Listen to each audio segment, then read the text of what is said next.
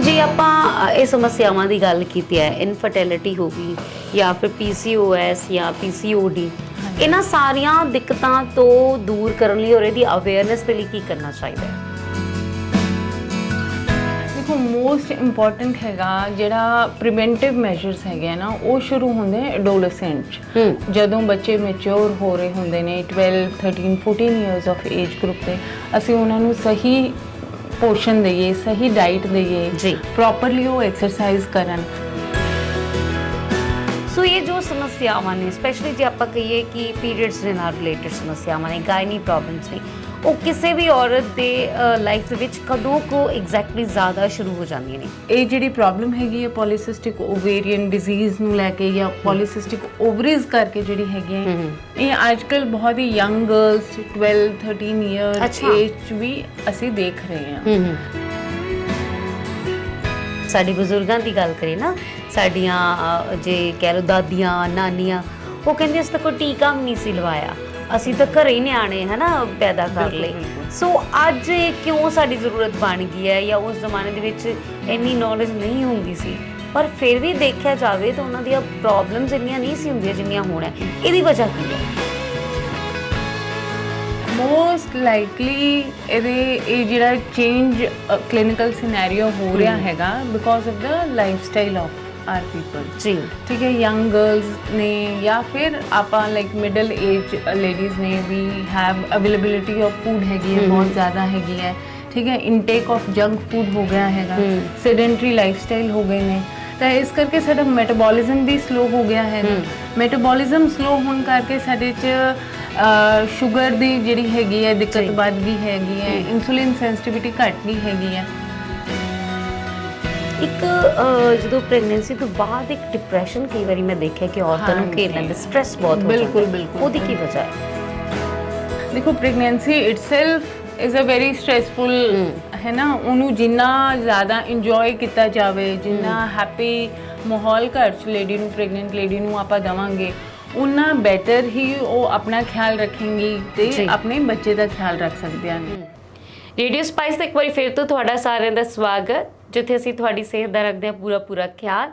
ਉੱਥੇ ਬਹੁਤ ਵਾਰੀ ਇੱਦਾਂ ਹੁੰਦਾ ਹੈ ਕਿ ਔਰਤਾਂ ਜੋ ਤੁਹਾਡੇ ਘਰ ਦੇ ਵਿੱਚ ਤੁਹਾਡਾ ਪੂਰਾ ਖਿਆਲ ਰੱਖਦੀਆਂ ਨੇ, ਭਾਵੇਂ ਕੰਮ ਕਾਜੀ ਨੇ, ਪਰ ਆਪਣੇ ਕੰਮ ਤੋਂ ਬਾਅਦ ਵੀ ਬੱਚਿਆਂ ਦਾ ਖਿਆਲ, ਘਰ ਦੇ ਬਜ਼ੁਰਗਾਂ ਦਾ ਖਿਆਲ, ਪਤੀ ਦਾ ਖਿਆਲ, ਲੇਕਿਨ ਆਪਣੇ ਆਪ ਨੂੰ ਕਿਤੇ ਨਾ ਕਿਤੇ ਭੁੱਲ ਜਾਂਦੀਆਂ ਨੇ ਤੇ ਬਹੁਤ ਸਾਰੀਆਂ ਸਮੱਸਿਆਵਾਂ ਉਹਨਾਂ ਨੂੰ ਘੇਰ ਲੈਂਦੀਆਂ ਨੇ। ਬਹੁਤ ਵਾਰੀ ਅਸੀਂ ਦੇਖਿਆ ਹੈ ਕਿ ਔਰਤਾਂ ਜਿਹੜੀਆਂ ਨੇ ਗਾਇਨਾਕੋਲੋਜਿਸਟ ਕੋਲ ਜਾਂਦੀਆਂ ਨੇ, ਬਹੁਤ ਸਾਰੀ ਗਾਇਨੀ ਪ੍ਰੋਬਲਮਸ ਉਹਨਾਂ ਨੂੰ ਹੁੰਦੀ ਹੈ, ਬਹੁਤ ਸਾਰੇ ਮਨ ਦੇ ਵਿੱਚ ਸਵਾਲ ਵੀ ਹੁੰਦੇ ਨੇ। ਸਪੈਸ਼ਲੀ ਇੱਕ ਟਰਮ ਹੋਰ ਬਹੁਤ ਜ਼ਿਆਦਾ ਪ੍ਰਚਲਿਤ ਹੈ ਅੱਜ ਕੱਲ੍ਹ, ਉਹ ਹੈ PCOS ਜਾਂ ਫਿਰ PCOD। ਸੋ ਇਹ ਸਾਰੀਆਂ ਸਮੱਸਿਆਵਾਂ ਕੀ ਨੇ, ਇਹਨਾਂ ਦੀ ਜੜ ਕੀ ਹੈ ਔਰ ਇਹਨਾਂ ਤੋਂ ਕਿਵੇਂ ਦੂਰ ਰਹਿ ਸਕਦੇ, ਉਹਦੇ ਬਾਰੇ ਅੱਜ ਅਸੀਂ ਜਾਣਕਾਰੀ ਲਵਾਂਗੇ ਗਾਇਨਾਕੋਲੋਜਿਸਟ ਡਾਕਟਰ ਸੋਨੀਆ ਗੁਪਤਾ ਕੋਲੋਂ। ਸੋਨੀਆ ਜੀ, ਬਹੁਤ ਬਹੁਤ ਸਵਾਗਤ ਜੀ। ਸੋਨੀਆ ਜੀ, ਜੇ ਆਪਾਂ ਔਰਤਾਂ ਦੀ ਗੱਲ ਕਰੀਏ ਹੈ ਨਾ, ਹਮੇਸ਼ਾ ਦੂਜਿਆਂ ਦਾ ਖਿਆਲ ਰੱਖਣਾ, ਦੂਜਿਆਂ ਨੂੰ ਐਪਲ ਵਗੈਰਾ ਜਾਂ ਫਰੂਟਸ ਵਗੈਰਾ ਵੀ ਕੱਟ ਕੇ ਦੇਣਾ, ਬੱਚਿਆਂ ਦੇ ਮਗਰ ਭੱਜਣਾ, ਲੇਕਿਨ ਆਪਣੇ ਆਪ ਨੂੰ ਕਿਤੇ ਨਾ ਕਿਤੇ ਇਗਨੋਰ ਕਰ ਦਿੰਦੀਆਂ ਨੇ, ਹੈ ਨਾ। ਸੋ ਇਹ ਜੋ ਸਮੱਸਿਆਵਾਂ ਨੇ, ਸਪੈਸ਼ਲੀ ਜੇ ਆਪਾਂ ਕਹੀਏ ਕਿ ਪੀਰੀਅਡਸ ਦੇ ਨਾਲ ਰਿਲੇਟਡ ਸਮੱਸਿਆਵਾਂ ਨੇ, ਗਾਇਨੀ ਪ੍ਰੋਬਲਮਸ ਨੇ, ਉਹ ਕਿਸੇ ਵੀ ਔਰਤ ਦੇ ਲਾਈਫ ਦੇ ਵਿੱਚ ਕਦੋਂ ਕੋ ਐਗਜ਼ੈਕਟਲੀ ਜ਼ਿਆਦਾ ਸ਼ੁਰੂ ਹੋ ਜਾਂਦੀਆਂ ਨੇ? ਐਕਚੁਅਲੀ ਅੱਜ ਕੱਲ੍ਹ ਜਿਹੜੀ ਆਪਾਂ ਮੋਸਟ ਕਾਮਨਲੀ ਪ੍ਰੋਬਲਮ ਜਿਹੜੀ ਆਪਾਂ ਦੇਖ ਰਹੇ ਨੇ ਆਪਣੀ ਕਲੀਨਿਕਲ ਪ੍ਰੈਕਟਿਸ 'ਚ, ਉਹ ਹੈਗੀ ਹੈ ਪੋਲੀਸਿਸਟਿਕ ਓਵੇਰੀਅਨ ਡਿਜ਼ੀਜ਼ ਦੀ ਦਿੱਕਤ। ਜੀ, ਇਹ ਜਿਹੜੀ ਹੈਗੀ ਹੈ ਪ੍ਰੋਬਲਮ, ਇਹ ਐਡੋਲੈਸੈਂਟ ਗਰਲਸ ਤੋਂ ਲੈ ਕੇ ਟਿਲ ਮੀਨੋਪੌਜ਼ ਤੱਕ ਜਾਂ ਪੈਰੀਮੈਂਸਟਰਲ ਏਜ ਤੱਕ ਇਹ ਜਿਹੜੀ ਪ੍ਰੋਬਲਮ ਹੈਗੀ ਹੈ, ਇਹ ਕਿਤੇ ਨਾ ਕਿਤੇ ਪਰੇਸ਼ਾਨ ਕਰਦੀ ਹੈਗੀ ਹੈ। ਜੀ, ਤੇ ਹੁੰਦਾ ਕੀ ਹੈਗਾ ਕਿ ਬੇਸਿਕਲੀ ਯੰਗ ਗਰਲਸ ਜਿਹੜੀ ਹੈਗੀ ਹੈ ਦਿੱਕਤ ਇਸ ਕਰਕੇ ਹੁੰਦੀ ਹੈ ਕਿਉਂਕਿ ਓਵਰੀਜ਼ ਇੰਨੀਆਂ ਮੈਚਿਓਰ ਨਹੀਂ ਹੁੰਦੀਆਂ, ਤੇ ਡਿਊਰਿੰਗ ਦਾ ਪ੍ਰੋਸੈਸ ਆਫ ਮੈਚੂਰੇਸ਼ਨ ਉਹ ਕਦੇ ਪੋਲੀਸਿਸਟਿਕ ਅਪੀਅਰੈਂਸ ਵਿੱਚ ਹੋ ਜਾਂਦੀਆਂ ਨੇ, ਜਿਸ 'ਚ ਓਵਰੀਜ਼ ਜਿਹੜੀਆਂ ਹੈਗੀਆਂ ਥੋੜੀ ਜੀਆਂ ਭਾਰੀ ਹੋ ਜਾਂਦੀਆਂ ਨੇ ਤੇ ਬਹੁਤ ਸਾਰੇ ਛੋਟੇ ਫੋਲਿਕਲਸ ਬਣ ਜਾਂਦੇ ਨੇ। ਉਹ ਛੋਟੇ ਫੋਲਿਕਲਸ ਹੋਣ ਕਰਕੇ ਬੋਡੀ 'ਚ ਹਾਰਮੋਨਲ ਇੰਬੈਲੈਂਸ ਹੋ ਜਾਂਦਾ ਹੈਗਾ, ਜਿਸ ਕਰਕੇ ਪੀਰੀਅਡਸ ਇਰੈਗੂਲਰ, ਮੋਟਾਪਾ, ਹੇਅਰ ਗਰੋਥ, ਇਹ ਸਾਰੀਆਂ ਦਿੱਕਤਾਂ ਸ਼ੁਰੂ ਹੋ ਜਾਂਦੀਆਂ ਨੇ। ਤੇ ਦਿਸ ਇਹ ਜਿਹੜੀ ਪ੍ਰੋਬਲਮ ਹੈਗੀ ਹੈ ਪੋਲੀਸਿਸਟਿਕ ਓਵੇਰੀਅਨ ਡਿਜ਼ੀਜ਼ ਨੂੰ ਲੈ ਕੇ ਜਾਂ ਪੋਲੀਸਿਸਟਿਕ ਓਵਰੀਜ਼ ਕਰਕੇ ਜਿਹੜੀ ਹੈਗੀ ਹੈ, ਇਹ ਅੱਜਕੱਲ ਬਹੁਤ ਹੀ ਯੰਗ ਗਰਲਸ 12 13 ਇਅਰਸ ਏਜ 'ਚ ਵੀ ਅਸੀਂ ਦੇਖ ਰਹੇ ਹਾਂ। ਇਹ ਦਾ ਜਿਹੜਾ ਪ੍ਰੈਵਲੈਂਸ ਹੈਗਾ ਜਾਂ ਇਨਸੀਡੈਂਸ ਜਿਹੜਾ ਆਪਾਂ ਕਹੀਏ ਕਿ ਅੱਜਕੱਲ ਕਾਫੀ ਜ਼ਿਆਦਾ ਵੱਧ ਰਿਹਾ ਹੈਗਾ। ਇੱਕ ਨਾ ਟਾਈਮ ਹੁੰਦਾ ਸੀ, ਜੇ ਆਪਾਂ ਗੱਲ ਕਰੀਏ ਜਦੋਂ ਸਾਡੇ ਬਜ਼ੁਰਗਾਂ ਦੀ ਗੱਲ ਕਰੀਏ ਨਾ, ਸਾਡੀਆਂ ਜੇ ਕਹਿ ਲਓ ਦਾਦੀਆਂ ਨਾਨੀਆਂ, ਉਹ ਕਹਿੰਦੇ ਅਸੀਂ ਤਾਂ ਕੋਈ ਟੀਕਾ ਵੀ ਨਹੀਂ ਸੀ ਲਵਾਇਆ, ਅਸੀਂ ਤਾਂ ਘਰੇ ਹੀ ਨਿਆਣੇ ਹੈ ਨਾ ਪੈਦਾ ਕਰ ਲਏ। ਸੋ ਅੱਜ ਕਿਉਂ ਸਾਡੀ ਜ਼ਰੂਰਤ ਬਣ ਗਈ ਹੈ, ਜਾਂ ਉਸ ਜ਼ਮਾਨੇ ਦੇ ਵਿੱਚ ਇੰਨੀ ਨੌਲੇਜ ਨਹੀਂ ਹੁੰਦੀ ਸੀ, ਪਰ ਫਿਰ ਵੀ ਦੇਖਿਆ ਜਾਵੇ ਤਾਂ ਉਹਨਾਂ ਦੀਆਂ ਪ੍ਰੋਬਲਮਸ ਇੰਨੀਆਂ ਨਹੀਂ ਸੀ ਹੁੰਦੀਆਂ ਜਿੰਨੀਆਂ ਹੁਣ ਹੈ। ਇਹਦੀ ਵਜ੍ਹਾ ਕੀ ਹੈ? ਮੋਸਟ ਲਾਈਕਲੀ ਇਹ ਜਿਹੜਾ ਚੇਂਜ ਕਲੀਨਿਕਲ ਸਿਨੈਰੀਓ ਹੋ ਰਿਹਾ ਹੈਗਾ because of the life style of R people. ਜੀ ਠੀਕ ਹੈ, ਯੰਗ ਗਰਲਸ ਨੇ ਜਾਂ ਫਿਰ ਆਪਾਂ ਲਾਈਕ ਮਿਡਲ ਏਜ ਲੇਡੀਜ਼ ਨੇ ਵੀ ਹੈਵ ਅਵੇਲੇਬਿਲਿਟੀ ਆਫ ਫੂਡ ਹੈਗੀ ਹੈ, ਬਹੁਤ ਜ਼ਿਆਦਾ ਹੈਗੀ ਹੈ। ਠੀਕ ਹੈ, ਇਨਟੇਕ ਆਫ ਜੰਕ ਫੂਡ ਹੋ ਗਿਆ ਹੈਗਾ, ਸੈਡੈਂਟਰੀ ਲਾਈਫ ਸਟਾਈਲ ਹੋ ਗਏ ਨੇ, ਤਾਂ ਇਸ ਕਰਕੇ ਸਾਡਾ ਮੈਟਾਬੋਲਿਜ਼ਮ ਵੀ ਸਲੋ ਹੋ ਗਿਆ ਹੈਗਾ। ਮੈਟਾਬੋਲਿਜ਼ਮ ਸਲੋ ਹੋਣ ਕਰਕੇ ਸਾਡੇ 'ਚ ਸ਼ੂਗਰ ਦੀ ਜਿਹੜੀ ਹੈਗੀ ਹੈ ਦਿੱਕਤ ਵੱਧ ਗਈ ਹੈਗੀ ਹੈ, ਇਨਸੂਲਿਨ ਸੈਂਸਿਟੀਵਿਟੀ ਘਟ ਗਈ ਹੈਗੀ ਹੈ। ਤਾਂ ਓਵਰਆਲ ਜਿਹੜਾ ਹੈਗਾ ਨਾ current health of the patient ਜਾਂ ਹੈਲਥ ਆਫ ਅ ਲੇਡੀ, ਉਹ ਕਾਫੀ ਹੱਦ ਤੱਕ ਰਿਡਿਊਸ ਹੋ ਗਈ ਹੈ। Overall wellbeing of a lady ਕਾਫੀ ਹੱਦ ਤੱਕ ਰਿਡਿਊਸ ਹੋ ਗਿਆ। ਇਸੇ ਕਰਕੇ ਫਿਰ ਅਸਿਸਟੈਂਸ ਦੀ ਵੀ ਲੋੜ ਪੈਂਦੀ ਹੈਗੀ ਹੈ। ਠੀਕ ਹੈ, ਮੋਸਟ ਕਾਮਨਲੀ ਜਿਹੜੀ ਕੰਪਲੇਂਟਸ ਹੈਗੀਆਂ ਨੇ ਕਿ ਪੀਰੀਅਡਸ ਰੈਗੂਲਰਲੀ ਨਹੀਂ ਆ ਰਹੇ, ਜਾਂ ਫਿਰ ਬਲੀਡਿੰਗ ਘੱਟ ਹੋ ਰਹੀ ਹੈਗੀ ਹੈ, ਜਾਂ ਫਿਰ ਪ੍ਰੈਗਨੈਂਸੀ ਹੋਣ 'ਚ ਦਿੱਕਤ ਆ ਰਹੀ ਹੈਗੀ ਹੈ, ਜਾਂ ਫਿਰ ਪ੍ਰੈਗਨੈਂਸੀ ਐਸੋਸੀਏਟਿਡ ਕੰਪਲਿਕੇਸ਼ਨਸ ਜਿਵੇਂ ਕਿ ਮਿਸਕੈਰੇਜ ਬਹੁਤ ਜ਼ਿਆਦਾ, ਠੀਕ ਹੈ, ਆਪਾਂ ਦੇਖ ਰਹੇ ਹਾਂ ਕਲੀਨਿਕਲ ਪ੍ਰੈਕਟਿਸ 'ਚ, ਜਾਂ ਫਿਰ ਸ਼ੂਗਰ ਹੋਣ ਦੀ ਪ੍ਰੈਗਨੈਂਸੀ ਡਿਊਰਿੰਗ ਪ੍ਰੈਗਨੈਂਸੀ ਸ਼ੂਗਰ ਦੀ ਦਿੱਕਤ, ਇਹ ਸਾਰੀਆਂ ਵੱਧਦੀਆਂ ਜਾ ਰਹੀਆਂ ਨੇ ਗ੍ਰੈਜੂਅਲੀ ਲਾਈਫ ਸਟਾਈਲ ਕਰਕੇ। ਬਿਲਕੁਲ, ਹਾਂਜੀ, because of the unhealthy life style also. ਤੇ ਦੂਜਾ ਹੈਗਾ ਵੀ ਆਰ ਆਲਰੇਡੀ ਡੈਫੀਸ਼ੀਐਂਟ। ਠੀਕ ਹੈ, ਉਹਦੇ ਉੱਤੇ ਅਸੀਂ ਪ੍ਰੈਗਨੈਂਸੀ ਪਲਾਨ ਕਰ ਰਹੇ ਹਾਂ ਜਾਂ ਪ੍ਰੈਗਨੈਂਸੀ ਦਾ ਲੋਡ ਹੈਗਾ, ਤੇ ਕੰਪਲਿਕੇਸ਼ਨਸ ਜਿਹੜੀਆਂ ਹੈਗੀਆਂ ਉਹ ਹੌਲੀ ਹੌਲੀ ਵੱਧਦੀਆਂ ਜਾ ਰਹੀਆਂ ਨੇ। ਇੱਕ ਜਦੋਂ ਪ੍ਰੈਗਨੈਂਸੀ ਤੋਂ ਬਾਅਦ ਇੱਕ ਡਿਪਰੈਸ਼ਨ ਕਈ ਵਾਰੀ ਮੈਂ ਦੇਖਿਆ ਕਿ ਔਰਤਾਂ ਨੂੰ ਘੇਰ ਲੈਂਦਾ, ਸਟ੍ਰੈਸ ਬਹੁਤ ਹੋ ਜਾਂਦਾ। ਬਿਲਕੁਲ, ਉਹਦੀ ਕੀ ਵਜ੍ਹਾ ਹੈ? ਦੇਖੋ, pregnancy itself is a very stressful ਹੈ ਨਾ, ਉਹਨੂੰ ਜਿੰਨਾ ਜ਼ਿਆਦਾ ਇੰਜੋਏ ਕੀਤਾ ਜਾਵੇ, ਜਿੰਨਾ ਹੈਪੀ ਮਾਹੌਲ ਘਰ 'ਚ ਲੇਡੀ ਨੂੰ, ਪ੍ਰੈਗਨੈਂਟ ਲੇਡੀ ਨੂੰ ਆਪਾਂ ਦੇਵਾਂਗੇ, ਉਨਾ ਬੈਟਰ ਹੀ ਉਹ ਆਪਣਾ ਖਿਆਲ ਰੱਖੇਂਗੀ ਤੇ ਆਪਣੇ ਬੱਚੇ ਦਾ ਖਿਆਲ ਰੱਖ ਸਕਦੇ ਨੇ। ਠੀਕ ਹੈ, ਆਫਟਰ ਡਿਲੀਵਰੀ ਹਾਰਮੋਨਲ ਚੇਂਜਸ ਹੁੰਦੇ ਨੇ ਬਹੁਤ ਜ਼ਿਆਦਾ। ਠੀਕ ਹੈ, ਜਿਹੜੇ ਫੈਮਿਲੀ ਹੈਗੇ ਉਹਦਾ ਵੀ ਰੁਝਾਓ towards the new child, towards the new born baby, ਕਿਤੇ ਨਾ ਕਿਤੇ ਔਰਤ ਇਗਨੋਰ ਹੋ ਜਾਂਦੀ ਹੈ। Exactly, she also requires moral support. No doubt families 'ਚ ਆਪਾਂ ਬਹੁਤ ਸਪੋਰਟ ਮਤਲਬ ਪੇਸ਼ੈਂਟ ਨੂੰ ਜਾਂ ਲੇਡੀ ਨੂੰ ਆਫਟਰ ਡਿਲੀਵਰੀ ਮਿਲਦੀ ਹੈਗੀ ਹੈ, ਬਟ ਕਿਤੇ ਨਾ ਕਿਤੇ she feels ignored, she feels left out, any emotional changes ਹੋ ਰਹੇ ਹੁੰਦੇ ਨੇ ਬੋਡੀ 'ਚ, ਤੇ ਉਹ ਐਕਸਪ੍ਰੈਸ ਨਹੀਂ ਕਰ ਪਾਉਂਦੀਆਂ। ਠੀਕ ਹੈ ਨਾ, then she is also very tired। ਠੀਕ ਹੈ ਨਾ, ਸੌਣ ਦਾ ਨਾ ਖਾਣ ਦਾ ਕੁਝ ਵੀ ਨਹੀਂ। it is a task for her which is very difficult। ਬਿਲਕੁਲ, ਠੀਕ ਹੈ ਨਾ, ਤੇ ਜੇ ਸਪੋਰਟ ਨਾ ਹੋਵੇ ਤਾਂ ਫਿਰ lady she feels demoralized at times। ਜੀ, ਸੋ ਜੇ ਆਪਾਂ ਇਹ ਸਮੱਸਿਆਵਾਂ ਦੀ ਗੱਲ ਕੀਤੀ ਹੈ, ਇਨਫਰਟੀਲਿਟੀ ਹੋ ਗਈ ਜਾਂ ਫਿਰ PCOS ਜਾਂ PCOD, ਇਹਨਾਂ ਸਾਰੀਆਂ ਦਿੱਕਤਾਂ ਤੋਂ ਦੂਰ ਕਰਨ ਲਈ ਔਰ ਇਹਦੀ ਅਵੇਅਰਨੈਸ ਦੇ ਲਈ ਕੀ ਕਰਨਾ ਚਾਹੀਦਾ ਹੈ? ਦੇਖੋ, ਮੋਸਟ ਇੰਪੋਰਟੈਂਟ ਹੈਗਾ ਜਿਹੜਾ ਪ੍ਰੀਵੈਂਟਿਵ ਮੈਜਰਸ ਹੈਗੇ ਨਾ, ਉਹ ਸ਼ੁਰੂ ਹੁੰਦੇ ਐਡੋਲੈਸੈਂਟ 'ਚ, ਜਦੋਂ ਬੱਚੇ ਮੈਚਿਓਰ ਹੋ ਰਹੇ ਹੁੰਦੇ ਨੇ 12 13 14 ਇਅਰਸ ਆਫ ਏਜ ਗਰੁੱਪ ਦੇ। ਅਸੀਂ ਉਹਨਾਂ ਨੂੰ ਸਹੀ ਪੋਸ਼ਨ ਦਈਏ, ਸਹੀ ਡਾਈਟ ਦਈਏ, ਪ੍ਰੋਪਰਲੀ ਉਹ ਐਕਸਰਸਾਈਜ਼ ਕਰਨ। ਠੀਕ ਹੈ, so when they are married they are in a very good state of health, ਹੈ ਨਾ। ਜਦੋਂ ਪ੍ਰੈਗਨੈਂਸੀ ਹੁੰਦੀ ਹੈ their body can tolerate that. ਠੀਕ ਹੈ, ਮੈਂਟਲੀ ਵੀ ਸਟਰੋਂਗ ਹੋਣ। ਸਪੋਜ਼ ਪ੍ਰੈਗਨੈਂਸੀ 'ਚ ਕੋਈ ਕੰਪਲਿਕੇਸ਼ਨ ਵੀ ਆ ਜਾਂਦੀ ਹੈਗੀ ਹੈ ਤਾਂ ਬੋਡੀ ਵਿੱਚ ਉਨੀ ਤਾਕਤ ਹੋਣੀ ਚਾਹੀਦੀ ਹੈ, ਹੀਮੋਗਲੋਬਿਨ ਠੀਕ ਹੋਣਾ ਚਾਹੀਦਾ, ਬਲੱਡ ਪ੍ਰੈਸ਼ਰ ਠੀਕ ਹੋਣਾ ਚਾਹੀਦਾ, ਤਾਂ ਕਿ ਉਹ ਇਸ ਫੇਜ਼ 'ਚੋਂ ਨਿਕਲ ਜਾਣ। ਬਿਲਕੁਲ, ਪੋਸਟ ਡਿਲੀਵਰੀ ਆਲਸੋ ਵੀ need to support the patient, support the lady, ਤਾਂ ਕਿ ਉਹ ਮੋਰਲੀ ਠੀਕ ਰਵੇ, ਸਟਰੋਂਗ ਰਵੇ, ਹੈ ਨਾ, she can take care of her child properly. ਤੇ later on at the age of 30 35 ਜਿਹੜਾ ਹੈਗਾ, ਆਪਣੇ ਆਪ ਦਾ ਖਿਆਲ ਰੱਖਣਾ, ਪ੍ਰੀਵੈਂਟਿਵ ਹੈਲਥ ਚੈੱਕਅਪਸ ਕਰਨਾ, ਇਹ ਕਾਫੀ ਇੰਪੋਰਟੈਂਟ ਨੇ, ਜਿਹੜੇ ਕਿ ਆਪਾਂ ਇਗਨੋਰ ਕਰ ਜਾਂਦੇ। ਬਿਲਕੁਲ ਸਹੀ, as a normal general population, ਜਾਂ ਮਤਲਬ ਆਪਣਾ ਪ੍ਰੀਵੈਂਟਿਵ ਜਿਹੜਾ ਹੈਗਾ ਨਾ ਲਾਈਫ ਸਟਾਈਲ ਜਾਂ ਪ੍ਰੀਵੈਂਟਿਵ ਕੇਅਰ ਉਹ ਬਹੁਤ ਜ਼ਰੂਰੀ ਹੈਗੀ ਹੈ। ਬਿਲਕੁਲ। ਜੇ ਆਪਾਂ PCOD ਜਾਂ PCOS ਦੀ ਗੱਲ ਕਰਦੇ ਹਾਂ ਤੇ ਇਹਦੇ ਕੀ ਸਿੰਪਟਮਸ ਨੇ ਔਰ ਇਹਦੀ ਰੋਕਥਾਮ ਦੇ ਲਈ ਕੀ ਕਰਨਾ ਚਾਹੀਦਾ ਹੈ? ਮੋਸਟ ਇੰਪੋਰਟੈਂਟ ਜਿਹੜੀ ਕਾਮਨ ਕੰਪਲੇਂਟਸ ਹੈਗੀਆਂ ਉਹ ਨੇ ਕਿ ਪੀਰੀਅਡਸ ਘੱਟ ਆਉਂਦੇ ਨੇ, ਹੈ ਨਾ, ਪੀਰੀਅਡਸ ਜਿਹੜੇ ਹੈਗੇ ਆ ਟਾਈਮ ਤੇ ਨਹੀਂ ਆਉਂਦੇ, ਇਰੈਗੂਲਰ ਨੇ। ਹਾਂਜੀ, ਇਨੀਸ਼ੀਅਲੀ ਜਿਹੜਾ ਇਹਦਾ PCO ਦਾ ਪ੍ਰੋਫਾਈਲ ਹੈਗਾ ਉਹ ਹੁੰਦਾ ਹੈਗਾ ਕਿ ਪੀਰੀਅਡਸ ਹਰ 15 20 ਦਿਨ ਬਾਅਦ ਆ ਰਹੇ ਨੇ, ਠੀਕ ਹੈ, ਜਾਂ ਫਿਰ ਜ਼ਿਆਦਾ ਦੇਰ ਚੱਲ ਰਹੇ ਨੇ, 15 ਦਿਨ ਜਾਂ 20 ਦਿਨ ਸਪੌਟਿੰਗ ਬਲੀਡਿੰਗ ਹੋਈ ਜਾ ਰਹੀ ਹੈ and over a period of time ਇਹ ਇਸ ਤਰ੍ਹਾਂ ਦਾ ਰੂਪ ਲੈ ਲੈਂਦਾ ਹੈਗਾ ਕਿ ਪੀਰੀਅਡਸ ਆਉਂਦੇ ਨਹੀਂ, ਠੀਕ ਹੈ। ਦ ਲੇਡੀ ਸ਼ੀ ਰਿਕੁਆਇਰਸ ਮੈਡੀਕੇਸ਼ਨ ਜਾਂ ਪੀਰੀਅਡਸ ਬਹੁਤ ਹੀ ਸਕੈਂਟੀ ਫਲੋ, ਬਹੁਤ ਘੱਟ ਬਲੀਡਿੰਗ ਹੁੰਦੀ ਹੈਗੀ ਹੈ, ਠੀਕ ਹੈ। ਦੂਜਾ ਹੈਗਾ ਕਿ ਹੇਅਰ ਗਰੋਥ ਹੋ ਜਾਣੀ ਸ਼ੁਰੂ ਹੋ ਜਾਂਦੀ ਹੈ ਬਾਡੀ 'ਚ। ਯੂ ਵਿਲ ਸੀ ਕਿ ਫੇਸ ਤੇ ਹੇਅਰ ਆ ਰਹੇ ਨੇ, ਪੇਟ ਤੇ ਆ ਰਹੇ ਨੇ, ਐਂਡਰੋਜੈਨਿਕ ਪ੍ਰੋਫਾਈਲ ਮਤਲਬ ਉੱਦਾਂ ਹੋ ਜਾਂਦਾ ਹੈਗਾ। ਫਿਰ ਐਸੋਸੀਏਟਡ ਸ਼ੂਗਰ ਦੀ ਦਿੱਕਤ ਹੋ ਸਕਦੀ ਹੈਗੀ ਹੈ, ਥਾਇਰੋਇਡ ਦੀ ਦਿੱਕਤ ਹੋ ਸਕਦੀ ਹੈਗੀ ਹੈ, ਠੀਕ ਹੈ। ਤਾਂ ਲੇਡੀ ਜਨਰਲੀ ਇਹੀ ਮੇਨ ਕੰਪਲੇਂਟਸ ਹੁੰਦੀਆਂ ਨੇ ਤੇ ਸਰੀਰ 'ਚ ਫੁਲਾਵਟ ਆ ਜਾਂਦੀ ਹੈਗੀ ਹੈ, ਯੂ ਸਟਾਰਟ ਫੀਲਿੰਗ ਟਾਇਰਡ, ਫੈਟੀਗ, ਇਹ ਸਾਰੇ ਐਸੋਸੀਏਟਡ ਸਿੰਪਟਮਸ ਨੇ ਜੀ। ਤੇ ਇਹਨਾਂ ਦੀ ਰੋਕਥਾਮ ਵਾਸਤੇ first and foremost again life style modification. Okay, ਤੁਸੀਂ ਆਪਣਾ ਵਜ਼ਨ ਜਿਹੜਾ ਹੈਗਾ ਬਿਲਕੁਲ ਆਪਟੀਮਮ ਰੱਖੋ, ਠੀਕ ਹੈ, ਤਾਂ ਕਿ ਜਿਹੜਾ ਪੋਲੀਸਿਸਟਿਕ ਓਵਰੀਜ਼ ਦਾ ਜਿਹੜਾ ਹਾਰਮੋਨਸ ਦਾ ਇਫੈਕਟ ਹੈਗਾ ਉਹ ਤੁਹਾਡੀ ਬਾਡੀ 'ਚ ਘੱਟ ਤੋਂ ਘੱਟ ਹੋਵੇ ਜੀ, ਠੀਕ ਹੈ। ਵਿਦ ਆਪਟੀਮਮ ਜਾਂ ਆਈਡੀਅਲ weight ਜਿਵੇਂ ਆਪਾਂ ਕਹਿ ਦਿੰਦੇ ਹਾਂ, ਜੇ ਤੁਸੀਂ ਉਹ ਮੇਨਟੇਨ ਕਰਦੇ ਹੋ ਤਾਂ ਜਿਹੜੀ ਪੋਲੀਸਿਸਟਿਕ ਓਵੇਰੀਅਨ ਡਿਜ਼ੀਜ਼ ਕਰਕੇ ਜਿਹੜੀ ਦਿੱਕਤਾਂ ਨੇ, ਜਿਹੜੀ ਸ਼ੂਗਰ ਦੀ ਇੰਟੋਲਰੈਂਸ ਹੈਗੀ ਹੈ ਜਾਂ ਮੋਟਾਪਾ ਹੈਗਾ ਉਹ ਬਿਲਕੁਲ ਘੱਟ ਹੋਏਗਾ। ਜਿੰਨਾ ਘੱਟ ਹੋਏਗਾ ਉਨਾ ਹੀ ਤੁਹਾਡੇ ਪੀਰੀਅਡਸ 'ਚ ਇੰਪਰੂਵਮੈਂਟ ਹੋਏਗੀ। ਤੁਹਾਡਾ ਬੇਸਿਕ ਲਾਈਫ ਸਟਾਈਲ ਥੋੜਾ ਜਿਹਾ ਮੋਡੀਫਾਈ ਕਰਕੇ ਸਾਨੂੰ ਕਾਫੀ ਫਾਇਦਾ ਮਿਲ ਜਾਂਦਾ ਹੈਗਾ। ਬਿਲਕੁਲ। ਜੇ ਅਸੀਂ ਓਵੇਰੀ ਸਿਸਟ ਦੀ ਗੱਲ ਕਰੀਏ ਤੇ ਉਹਦੇ 'ਚ ਵੀ ਇਹੀ ਚੀਜ਼ਾਂ ਨੇ।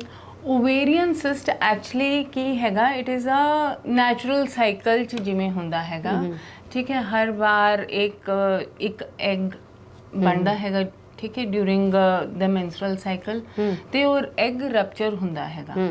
ਜੇ ਸਪੋਜ਼ ਫਰਟੀਲਾਈਜੇਸ਼ਨ ਹੋ ਜਵੇ, ਠੀਕ ਹੈ, ਫਿਰ ਉਹੀ ਇੱਕ ਐਮਬ੍ਰੀਓ ਬਣ ਜਾਂਦਾ ਹੈਗਾ, ਉਹ ਪ੍ਰੈਗਨੈਂਸੀ ਬਣ ਜਾਂਦੀ ਹੈਗੀ ਜੀ। ਬਟ ਸਪੋਜ਼ ਪ੍ਰੈਗਨੈਂਸੀ ਨਾ ਹੋਵੇ ਤਾਂ ਉਹ ਐਗ ਸ਼ੈਡ ਹੋ ਜਾਂਦਾ ਹੈਗਾ and after some time you get your period, that is a normal cycle, okay, ਠੀਕ ਹੈ। ਲੇਕਿਨ ਕਦੇ ਕਦੇ ਕੀ ਹੁੰਦਾ ਹੈਗਾ, ਉਹ ਜਿਹੜਾ ਐਗ ਰਪਚਰ ਹੋਣਾ ਸੀਗਾ ਡਿਊ ਟੂ ਸਮ ਸਟ੍ਰੈਸ ਔਰ ਡਿਊ ਟੂ ਹਾਰਮੋਨਲ ਇਸ਼ੂਜ਼, ਮੋਟਾਪੇ ਕਰਕੇ ਉਹ ਰਪਚਰ ਨਹੀਂ ਹੁੰਦਾ, ਓਕੇ, ਠੀਕ ਹੈ। ਤੇ ਉਹ ਇੱਕ ਸਿਸਟ ਦੀ ਫਾਰਮ ਲੈ ਸਕਦਾ ਹੈਗਾ ਜਾਂ ਫਿਰ ਕੁਛ ਨਾ ਕੁਛ ਬਲੀਡਿੰਗ ਅੰਦਰ ਅਕੂਮੂਲੇਟ ਹੋ ਜਾਂਦੀ ਹੈਗੀ, ਜਿਹਨੂੰ ਆਪਾਂ ਐਂਡੋਮੈਟ੍ਰੀਓਟਿਕ ਸਿਸਟ ਵੀ ਕਹਿ ਲੈਂਦੇ ਹਾਂ।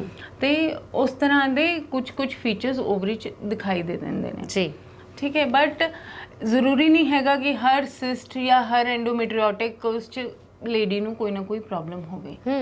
ਆਲਮੋਸਟ 60-70% ਪੇਸ਼ੈਂਟਸ ਆਰਾਮ ਨਾਲ, ਇਟ ਇਜ਼ ਐਨ ਇਨਸੀਡੈਂਟਲ ਫਾਈਂਡਿੰਗ, ਅਸੀਂ ਸਕੈਨ ਕੀਤਾ ਤੇ ਪਤਾ ਚੱਲ ਗਿਆ ਕਿ ਹਾਂਜੀ, ਠੀਕ ਹੈ। ਤੇ ਉਹਨੂੰ ਹਵਾ ਕਿਉਂ ਬਣਾ ਲਿਆ ਜਾਂਦਾ? ਬਹੁਤ ਸਾਰੇ ਲੋਕ ਤੋਂ ਬਹੁਤ ਡਰਦੇ, ਬਿਕੋਜ਼ ਅੱਜ ਕੱਲ ਕੀ ਹੈਗਾ, ਨੰਬਰ 1 ਹਰ ਕਿਸੇ ਨੂੰ ਕੈਂਸਰ ਦਾ ਡਰ ਹੈ ਨਾ। ਸਿਸਟ ਸੋਚਦੇ ਹੀ ਰਸੌਲੀ, ਪਾਣੀ ਦੀ ਰਸੌਲੀ ਜਾਂ ਖੂਨ ਦੀ ਰਸੌਲੀ ਸੁਣਦੇ ਹੀ ਲੱਗਦਾ ਹੈਗਾ ਕਿ ਕਦੇ ਕਿਤੇ ਕੋਈ ਕੈਂਸਰ ਦੀ ਬਿਮਾਰੀ ਨਾ ਹੋਵੇ ਜੀ, ਠੀਕ ਹੈ। ਤੇ ਦੂਜਾ ਹੈਗਾ, because most of them are incidental findings, lady ਨੂੰ ਅੰਦਰ ਡਰ ਲੱਗਿਆ ਰਹਿੰਦਾ ਹੈਗਾ ਕਿ ਮੈਂ ਸਿਸਟ ਫਿਰ ਦੁਬਾਰਾ ਤੋਂ ਚੈੱਕ ਕਰਾਵਾਂ, ਕੁਝ ਹੋ ਤਾਂ ਨਹੀਂ ਜਾਏਗਾ, 15 ਦਿਨਾਂ ਬਾਅਦ ਫਿਰ ਸਕੈਨਿੰਗ ਕਰਾਵਾਂ, ਕਿਸੇ ਹੋਰ ਡਾਕਟਰ ਨੂੰ ਮਿਲਾਂ, ਠੀਕ ਹੈ। ਇਹ ਜਿਹੜੀ ਐਂਗਜ਼ਾਈਟੀਜ਼ ਨੇ ਇਹ ਲੇਡੀ ਨੂੰ ਬਹੁਤ ਪਰੇਸ਼ਾਨ ਕਰਦੀਆਂ ਨੇ। ਬਟ ਡਾਕਟਰ ਹਮੇਸ਼ਾ ਪੇਸ਼ੈਂਟ ਨੂੰ ਦੱਸਦੇ ਨੇ ਕਿ ਇਹ ਸਿਸਟ ਜ਼ਰੂਰੀ ਨਹੀਂ ਕਿ ਕੁਝ ਹੋਰ ਹੀ ਐਬਨੋਰਮਲ ਹੀ ਹੋਏਗਾ। ਮੋਸਟ ਆਫ ਦਾ ਟਾਈਮਸ ਸਿਸਟਸ ਬਿਨਾਈਨ ਹੁੰਦੇ ਨੇ, ਜਿਹੜੇ ਹੈਗੇ ਸਾਇਲੈਂਟਲੀ ਹੈਗੇ, ਬਾਡੀ 'ਚ ਕੁਝ ਜ਼ਿਆਦਾ ਤੁਹਾਨੂੰ ਦਿੱਕਤ ਨਹੀਂ ਕਰਦੇ। ਥੋੜਾ ਬਹੁਤ ਪੇਨ ਹੋ ਸਕਦਾ ਹੈਗਾ, ਹੈਵੀਨੈਸ ਹੋ ਸਕਦੀ ਹੈਗੀ, ਜਾਂ ਪੀਰੀਅਡਸ ਇਰੈਗੂਲੈਰਿਟੀ ਹੋ ਸਕਦੀ ਹੈਗੀ ਹੈ। ਮੋਸਟ ਆਫ ਦਾ ਟਾਈਮ ਕੋਈ ਦਿੱਕਤ ਨਹੀਂ ਹੁੰਦੀ ਜੀ, ਠੀਕ ਹੈ ਨਾ। ਲੇਕਿਨ ਕੁਝ ਸਿਸਟ ਐਦਾਂ ਵੀ ਹੈਗੇ ਵਿਦ ਏਜ, ਜਿਹੜੇ ਕਿ ਥੋੜੇ ਜੇ ਸਾਨੂੰ ਫੋਲੋ ਅਪ ਕਰਨੇ ਪੈਂਦੇ ਨੇ। ਵੀ have to be very sure ਕਿ ਹਾਂਜੀ ਇਹ ਕੋਈ ਕੈਂਸਰ ਨਾ ਹੋਣ ਜਾਂ ਕੁਝ ਐਦਾਂ ਦਾ ਹੋਰ ਕੋਈ ਚੀਜ਼ ਨਾ ਪੜੇ। ਬਿਲਕੁਲ ਜੀ, ਠੀਕ ਹੈ।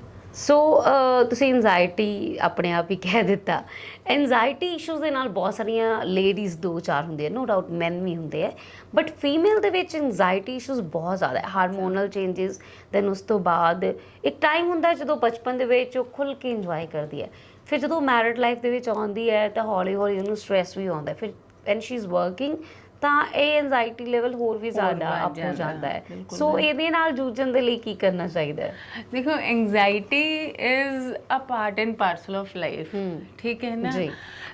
ਲਾਈਫ 'ਚ ਅਪਸ ਐਂਡ ਡਾਊਨਸ ਹੋਣੇ ਹੀ ਹੋਣੇ ਨੇ, as a girl, as a mother, as a wife, ਹੈ ਨਾ। You have to deal with a lot of issues on a daily basis.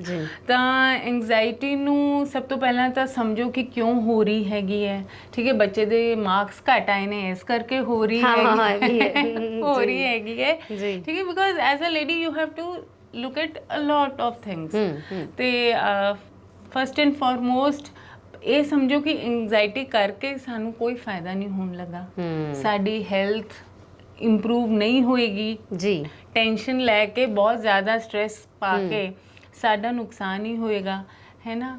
ਤੇ ਸਭ ਤੋਂ ਪਹਿਲਾਂ ਜੋ ਮੈਨੂੰ ਲੱਗਦਾ ਹੈਗਾ ਕਿ ਰਿਲੈਕਸਿੰਗ ਐਕਸਰਸਾਈਜ਼ਿਸ ਕਰਨਾ, ਯੋਗਾ ਕਰਨਾ, ਆਪਣੇ ਆਪ ਨੂੰ ਥੋੜਾ ਜਿਹਾ 30 ਮਿੰਟਸ, ਹਾਂਜੀ, that is very very important for every lady, ਚਾਹੇ ਉਹ ਹੋਮ ਮੇਕਰ ਹੈਗੀ ਹੈ, ਚਾਹੇ ਉਹ ਵਰਕਿੰਗ ਲੇਡੀ ਹੈਗੀ ਹੈ।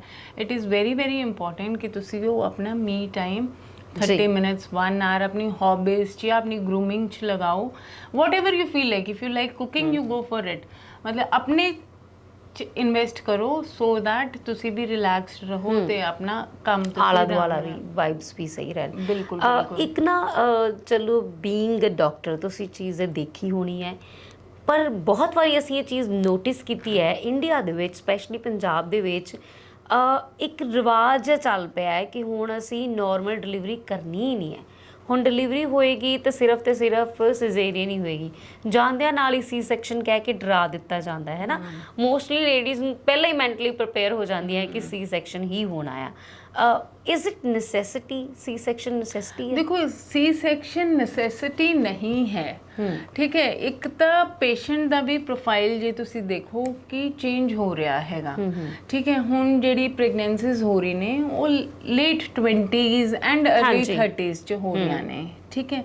ਫਿਰ ਐਸੋਸੀਏਟਡ ਜੋ ਕੰਪਲਿਕੇਸ਼ਨ ਹੈਗੀ ਹੈ, ਸਪੋਜ਼ ਹਾਈ ਬਲੱਡ ਪ੍ਰੈਸ਼ਰ ਹੈਗਾ ਜਾਂ ਐਬਨੋਰਮਲ ਸ਼ੂਗਰਸ ਹੈਗੇ ਆ, ਜਾਂ ਬੱਚਾ ਥੋੜਾ ਜਿਹਾ ਵੱਡਾ ਹੈਗਾ, ਠੀਕ ਹੈ, ਜਾਂ ਬੱਚੇ ਨੂੰ ਕਿਸੇ ਤਰ੍ਹਾਂ ਦਾ ਡਿਸਟ੍ਰੈਸ ਹੋਗਾ, ਬਹੁਤ ਛੋਟਾ ਹੈਗਾ ਬੱਚਾ, ਨਹੀਂ ਬਰਦਾਸ਼ਤ ਕਰ ਪਾਏਗਾ ਲੇਬਰ ਪੇਨਸ ਜਾਂ ਲੇਬਰ ਦਾ ਡਿਸਟ੍ਰੈਸ, ਫਿਰ ਤਾਂ ਦੇਖੋ ਸੀ ਸੈਕਸ਼ਨ ਕਰਨਾ ਜ਼ਰੂਰੀ, ਇੱਕ ਲਾਜ਼ਮੀ ਬਣ ਜਾਂਦਾ ਹੈਗਾ। ਬਟ ਸਪੋਜ਼ ਕੋਈ ਅਨਕੰਪਲਿਕੇਟਡ ਪ੍ਰੈਗਨੈਂਸੀ ਹੈਗੀ ਹੈ, ਬਹੁਤ ਆਰਾਮ ਨਾਲ ਸਾਰਾ ਕੁਝ, ਐਂਟੀਨੇਟਲ ਕੇਅਰ ਉਹਨਾਂ ਦੀ ਬਹੁਤ ਵਧੀਆ ਹੈਗੀ ਹੈ, ਐਂਡ ਬੇਬੀ ਦਾ ਵੇਟ ਐਂਡ ਮੈਟਰਨਲ ਕੋਈ ਕੰਪਲਿਕੇਸ਼ਨ ਫੀਟਲ ਕੋਈ ਨਹੀਂ ਹੈਗੀ, ਤਾਂ most of the times normal delivery ਵੀ ਹੋ ਜਾਂਦੀ ਹੈ। ਮਤਲਬ ਐਸਾ ਕੁਝ ਜੋ ਹੈ ਸਿਜ਼ੇਰੀਅਨ ਦਾ ਜਿਹੜਾ ਵੱਧ ਰਿਹਾ ਹੈਗਾ ਰੇਟ, ਉਹ ਹੈ because of the associated complications, ਹੈ ਨਾ। It is both fetal and mother as well as ਬੱਚੇ ਦੀ ਕੰਪਲਿਕੇਸ਼ਨ। ਕਿਉਂਕਿ ਆਮ ਤੌਰ 'ਤੇ ਆਪਾਂ ਦੇਖਿਆ ਜਦੋਂ ਇੱਕ ਕਪਲ ਜਿਹੜਾ ਹੈ ਉਹ ਬੇਬੀ ਪਲਾਨ ਕਰਦਾ ਹੈ ਤੇ ਨਾਲ ਦੇ ਨਾਲ ਉਹ ਇੰਡੀਆ ਦੇ ਵਿੱਚ, ਪੰਜਾਬ ਦੇ ਵਿੱਚ ਖਰਚਿਆਂ ਬਾਰੇ ਸੋਚਣ ਲੱਗ ਪੈਂਦਾ, ਫਿਰ ਉਹਨੂੰ ਇਹ ਪਤਾ ਲੱਗਦਾ ਹੈ ਕਿ ਨੋਰਮਲ ਘੱਟ ਹੈ, ਸੀ ਸੈਕਸ਼ਨ ਜ਼ਿਆਦਾ ਮਹਿੰਗਾ ਹੈ। ਫਿਰ ਉਹਨਾਂ ਨੂੰ ਇਹ ਹੁੰਦਾ ਹੈ ਕਿ ਬੱਚਾ ਜੱਚਾ ਦੋਨਾਂ ਦੀ ਜਾਨ ਬਚਾਉਣੀ ਆ ਆਪਾਂ ਨੋਰਮਲੀ। ਸੋ ਉਸ ਤਰੀਕੇ ਦੇ ਨਾਲ ਉਹਨਾਂ ਨੂੰ ਉਹ ਪਹਿਲਾਂ ਹੀ ਉਹਨੀਆਂ ਸੇਵਿੰਗਸ ਉਸ ਤਰੀਕੇ ਦੇ ਨਾਲ ਆਪਣੀ ਸੈਟਿੰਗ ਜਿਹੜੀ ਹੈ ਉਹ ਕਰਨੀ ਪੈਂਦੀ ਹੈ। ਬਟ ਤੁਸੀਂ ਕੀ ਰეკਮੈਂਡ ਕਰੋਗੇ ਜੇ ਕੋਈ ਲੇਡੀ ਪ੍ਰੈਗਨੈਂਟ ਹੈ ਤਾਂ ਉਹ ਜੇ ਸੀ ਸੈਕਸ਼ਨ ਵੱਲ ਨਾ ਜਾਣਾ ਚਾਹਵੇ, ਉਹਨੇ ਸਿਰਫ ਨੋਰਮਲ ਡਿਲੀਵਰੀ ਵਾਲੇ ਪਾਸੇ ਜਾਣਾ ਹੋਵੇ, ਤਾਂ ਉਹਦੇ ਲਈ ਉਹਨੂੰ ਕੀ ਕਰਨਾ ਚਾਹੀਦਾ ਆਪਣੇ ਵੱਲੋਂ ਐਫਰਟਸ? ਦੇਖੋ, ਜਿਹੜਾ ਮੈਂ ਕਲੀਨਿਕਲ ਪ੍ਰੈਕਟਿਸ 'ਚ ਜਾਂ ਜਿਹੜਾ ਅਸੀਂ ਪੇਸ਼ੈਂਟਸ ਨੂੰ ਐਡਵਾਈਸ ਕਰਦੇ ਨੇ ਕਿ ਇੱਕ ਤਾਂ ਪੇਸ਼ੈਂਟ ਐਕਟਿਵ ਰਹੇ, ਐਕਸਰਸਾਈਜ਼ ਯੋਗਾ ਵਗੈਰਾ ਰੈਗੂਲਰਲੀ ਕਰਦੇ ਰਹਿਣ। ਦੂਜਾ ਹੈਗਾ ਮੈਂਟਲ ਸਟਰੈਂਥ ਬਹੁਤ ਜ਼ਿਆਦਾ ਜ਼ਰੂਰੀ ਹੈ ਜੀ, ਠੀਕ ਹੈ ਨਾ। ਮਤਲਬ ਟੂ ਬੀਅਰ ਪੇਨ ਜਾਂ ਫਿਰ mentally to go through that, ਉਹ ਬਹੁਤ ਜ਼ਿਆਦਾ ਜ਼ਰੂਰੀ ਹੈ। ਫਿਰ family support is very important. ਜਦੋਂ ਪੇਨਸ ਹੁੰਦੀਆਂ ਉਸ ਵੇਲੇ ਮਤਲਬ ਇਟ ਬਿਕਮਸ ਵੈਰੀ ਅਨਬੇਅਰੇਬਲ, ਤਾਂ ਉਸ ਟਾਈਮ 'ਚ ਫੈਮਿਲੀ ਦੀ ਸਪੋਰਟ ਹੋਣੀ ਬਹੁਤ ਜ਼ਿਆਦਾ ਜ਼ਰੂਰੀ ਹੈਗੀ ਹੈ। ਪੇਰੈਂਟਸ, ਇਨ-ਲॉज, ਹਸਬੈਂਡ, ਮਤਲਬ ਸਾਰੇ ਸਪੋਰਟਿਵ ਹੋਣੇ ਚਾਹੀਦੇ ਹੈ ਤਾਂ ਕਿ ਜਿਹੜੀ ਲੇਬਰ ਦਾ ਪ੍ਰੋਸੈਸ ਹੈ ਉਹ ਬਹੁਤ ਆਰਾਮ ਨਾਲ ਪੇਸ਼ੈਂਟਲੀ ਨਿਕਲ ਜਾਵੇ। ਬਿਲਕੁਲ। ਤੇ ਡਿਊਰਿੰਗ ਦਿਸ 9 ਮੰਥਸ ਜਦੋਂ ਸਾਨੂੰ ਲੱਗਦਾ ਹੈਗਾ ਕਿ ਹਾਂਜੀ ਅਨਕੰਪਲਿਕੇਟਡ ਪ੍ਰੈਗਨੈਂਸੀ ਹੈਗੀ ਹੈ, ਤੁਸੀਂ ਵਾਕ ਕਰੋ, ਐਕਸਰਸਾਈਜ਼ ਕਰੋ, ਡਾਈਟ ਬਹੁਤ ਵਧੀਆ ਤਰੀਕੇ ਨਾਲ ਲਓ, ਜਿਹੜੇ ਹੈਗੇ ਜੰਕ ਫੂਡ ਜਾਂ ਫਾਸਟ ਫੂਡ ਇਹ ਚੀਜ਼ਾਂ ਅਵੋਇਡ ਕਰੋ ਜਿਹੜੇ ਕਿ ਅਨਨੈਸੈਸਰੀ weight gain ਕਰਦੇ ਨੇ ਤੇ ਅਨਨੈਸੈਸਰੀ ਕੰਪਲਿਕੇਸ਼ਨਸ ਵੱਧਦੀਆਂ ਨੇ ਜੀ। And most of the Times ਬਹੁਤ ਵਧੀਆ ਡਿਲੀਵਰੀ ਹੋ ਜਾਂਦੀ ਹੈਗੀ, ਕੁਛ ਹੈ ਨਾ। ਕਿਆ ਪਤਾ ਹੈ, ਬਹੁਤ ਵਾਰੀ ਔਰਤਾਂ ਨੂੰ ਇਹ ਸਟ੍ਰੈਸ ਰਹਿੰਦਾ ਹੈ, ਸਪੈਸ਼ਲੀ ਜਦੋਂ ਅਸੀਂ ਗੱਲ ਕਰਦੇ ਆ ਵੱਡਾ ਆਪਰੇਸ਼ਨ ਵੀ ਆਮ ਤੌਰ 'ਤੇ ਇਹਨੂੰ ਕਹਿ ਦਿੱਤਾ ਜਾਂਦਾ ਹੈ, ਜਾਂ ਫਿਰ ਸੀ ਸੈਕਸ਼ਨ ਨੂੰ ਲੈ ਕੇ ਬਹੁਤ ਸਾਰੀਆਂ ਧਾਰਨਾਵਾਂ ਨੇ, ਜਾਂ ਹੋਰ ਵੀ ਜਿਹੜੀਆਂ ਫੀਮੇਲ ਪ੍ਰੋਬਲਮਸ ਨੇ, ਗਾਇਨੀ ਪ੍ਰੋਬਲਮਸ ਨੇ, ਉਹਨਾਂ ਨੂੰ ਲੈ ਕੇ ਜੋ ਸਾਡੇ ਮਨ ਦੇ ਵਿੱਚ ਵਿਚਾਰ ਸੀ ਜਾਂ ਤੁਹਾਡੇ ਮਨ ਦੇ ਵਿੱਚ ਵੀ ਸੀ, ਅਸੀਂ ਅੱਜ ਡਾਕਟਰ ਸੋਨੀਆ ਗੁਪਤਾ ਹੋਰਾਂ ਦੇ ਨਾਲ ਉਹ ਸਾਂਝੇ ਕੀਤੇ। ਸਾਨੂੰ ਬਹੁਤ ਸਾਰੀਆਂ ਗੱਲਾਂ ਦੇ ਜਵਾਬ ਵੀ ਮਿਲੇ। ਤੁਹਾਡਾ ਬਹੁਤ ਬਹੁਤ ਸ਼ੁਕਰੀਆ ਜੀ, ਥੈਂਕ ਯੂ ਸੋ ਮਚ। ਤੇ ਤੁਹਾਡਾ ਵੀ ਸ਼ੁਕਰੀਆ। ਇਸੇ ਤਰ੍ਹਾਂ ਹੀ ਦੇਖਦੇ ਰਹੋ ਰੇਡੀਓ ਸਪਾਈਸ।